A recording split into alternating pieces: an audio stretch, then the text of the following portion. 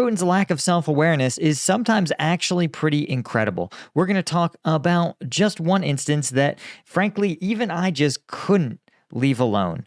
Why is Putin saying these things? Does he actually know better? And what are we going to do about it? I'm Paul, U.S. Army combat veteran. Let's get into it. Okay, so this is a story that, first off, on the surface is pretty straightforward, right? These are events so routine that I actually don't cover them that much. This is Russia launching a missile attack in Kharkiv.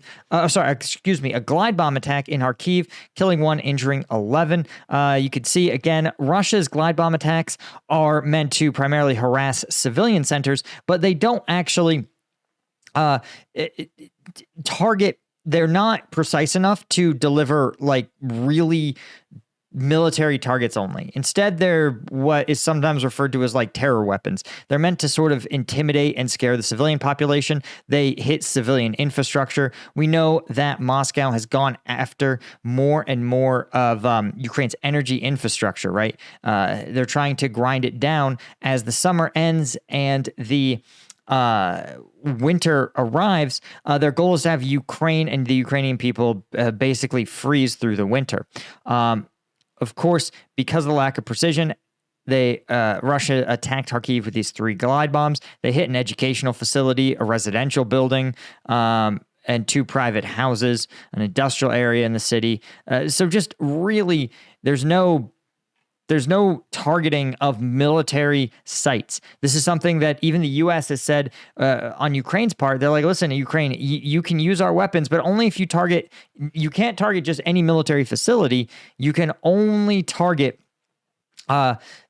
active combatants or combatants that are about to launch an attack. But you can see here, Russia also targeting civilian areas in Donetsk Oblast, injuring 5 civilians. This is, let's see if we can say exactly what they hit. Just another multi-story residential building in Toretsk, right? Obviously, that 70-year-old woman and an 88-year-old woman, as well as a 19-year-old and his 43-year-old father and a 60-year-old were injured. So you can see these are real military sites here. Again, just this is standard Russian tactics in order to intimidate and kind of create a no safe haven type of environment, right? The Ukrainian military sites, as long as Russia lets them know, hey, we can hit these sites with these areas with glide bombs or missiles, then you in turn have to be more secure. You can't just prepare your attacks out in the open. So this is kind of the situation that Russia is sort of creating for Ukraine, right?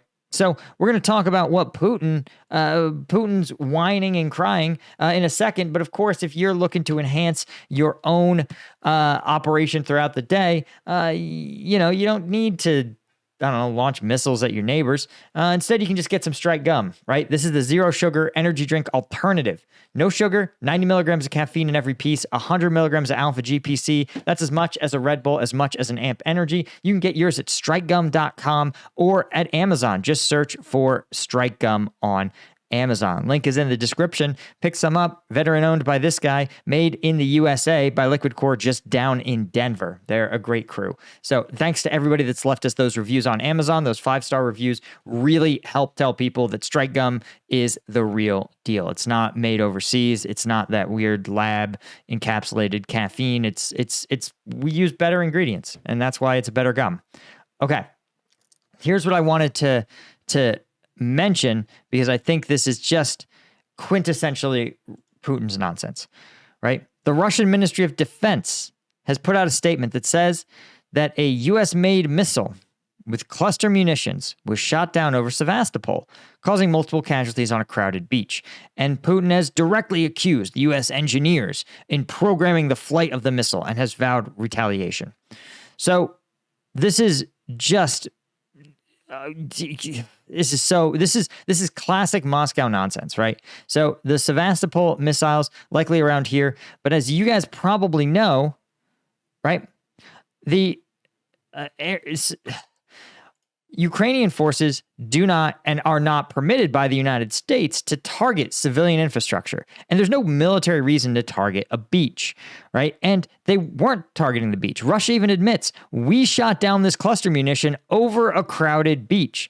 And because it was likely targeting military facilities, likely in this bay here near Sevastopol, right? Likely targeting like maritime facilities or possibly air defense facilities themselves. And so the fact is that Russia did this to its own people by hitting this beach near a military site, or rather destroying the missile above the beach. And the cluster munitions likely went off.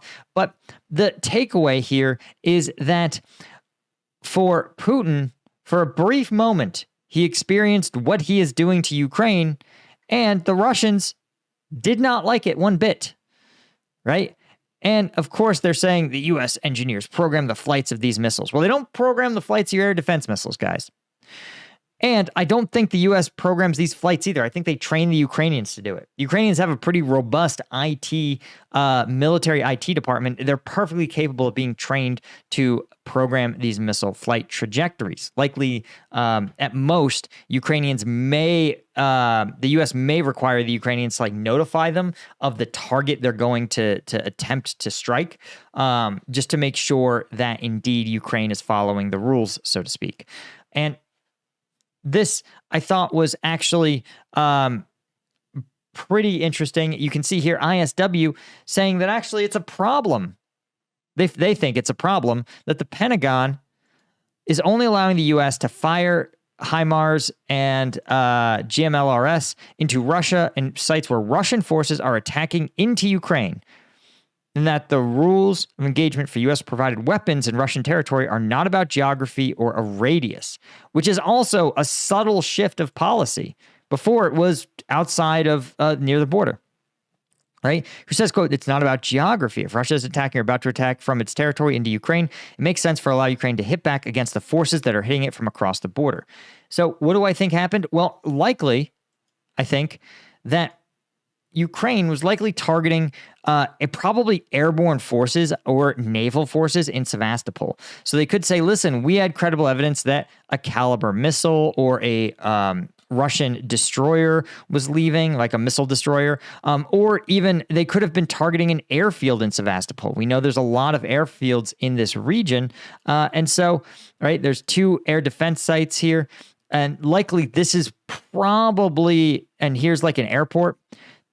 I strongly suspect that some level of airbase was being targeted by the Ukrainians. They likely passed a missile probably over this the Sea of Azov here, and then had it sort of turn at Sevastopol and go south, likely on a final attack run, targeting a Russian air station, which would make sense because if Russia was preparing flights of aircraft to strike Ukrainian targets, then it would be a legitimate target for U.S. equipment. And again, the fact is that Putin is inventing this issue. He's saying, well, it was you guys who struck this crowded beach. And again, likely not. It's almost certainly, right? Russia recklessly shot down this cluster munition over a crowded beach. And then is salty that it then goes, oh, how dare you target civilian infrastructure? It's like, well, the Russians literally were simultaneously the same day targeting Ukrainian civilian infrastructure. So this is just, again, emblematic of the fact that sometimes Putin's whining and pontificating, they're meant to create this doubt in your mind, to go, oh, maybe they're both sides are equally bad. And it's like both sides in a war definitely are going to do bad things, but that doesn't mean that they are equal or equally bad.